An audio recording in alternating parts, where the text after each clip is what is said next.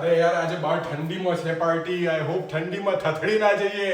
Enter થયો એની પહેલા તમે ઘરનું લાઇટિંગ જુઓ ને ત્યારે જ ખબર પડીએ કે આ દિવાળી પાર્ટીમાં તો મજા આવે. એડલ્ટ ઓનલી પાર્ટી હતી પણ અમે અમારા છોકરાઓને લઈ ગયા હતા કેમ કે યાર છોકરાઓને કલ્ચર તો શીખવાડવું પડે, જોવડાવવું પડે કે કેવું હોય છે. યાર આપણે લોકોના ઘરમાં શૂઝ પહેરીને કેમ જઈએ? મને તો નહીં ગમતું કે મારા ઘરમાં કોઈ શૂઝ પહેરીને આવે. તમારું શું કહેવું? પણ યાર મારા ભાઈબંધે આ નવું ઘર લીધું છે, બતાડવા જેવું છે યાર. તમે ફ્રન્ટ ડોરમાંથી એન્ટર થાવ તો છેક બેકયાર્ડ લગીને તમને બધું ક્લિયરલી દેખાય. ફ્રેન્ડ એવો છે ને કે પેન ને પેન્સિલ લઈને બેસી ગયો હતો અને આખું ડિઝાઇન એણે જાતે જ કર્યું. ઇન્ડિયામાં કોઈની મસ્ત પાર્ટીમાં ગયા હોય ને એવું લાગે છે. અને હાઈલી સજેસ્ટ કે તમે તમારું બેકયાર્ડ આવી રીતના બનાવતા હોય ને તો પોમ ટ્રી મૂકજો યાર, એનું આખું લુક જ જુદું આવે.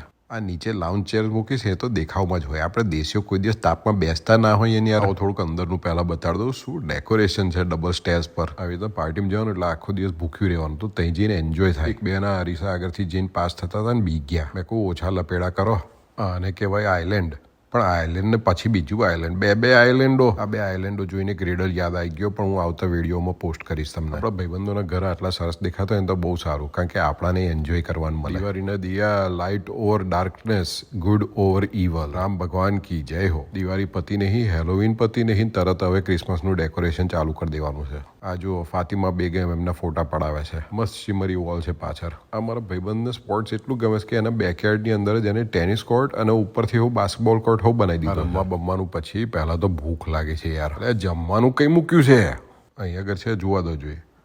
અરે ના આ તો આખું જે મ્યુઝિકનું સેટઅપ છે એ બધું અહીંયા આગળ. આઈ રહ્યું, મળી ગયું. શું પીશું આપણે? મેંગો મોહિતો, કાલાકંદ સોડા, રૂઆવઝા કે પછી ચીકુ શેક. મેઇન જમવાનું આવી ગયું પણ એનું નામ નહીં બોલું કારણ કે તમે ભૂખ્યા થઈ જશો. બધું જમી લીધા પછી આ કાકા ને કાકી અહીંયા આગળ ફ્રેશ પાન બનાવે. મારાથી તો રહેવાયું નહીં એટલે મેં તો હાથમાં પાન લઈ લીધું, અડધું બચકું ભરી લીધું. આ પાન ખાતા ખાતા હીરા મંદિરના જમાનામાં પહોંચી ગયું ને એવું લાગતું હતું. આહા.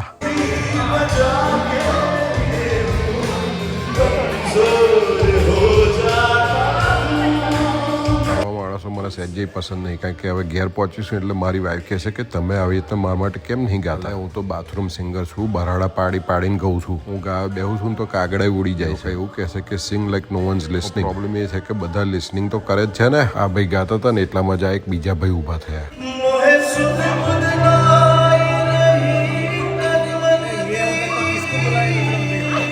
હાચુકમાં તો આ ભાઈ ચાર્ટર્ડ એકાઉન્ટન્ટ છે. ભાઈના વાઈફ કેટલા નસીબવાળા હશે. રોજ રાતે તમને આવી રીતના કોઈ ઊંઘાડે તો કેટલી મજા આવે. હવે વિડીયો અહીંયા બંધ કરું કારણ કે હવે મને ભૂખ લાગી છે.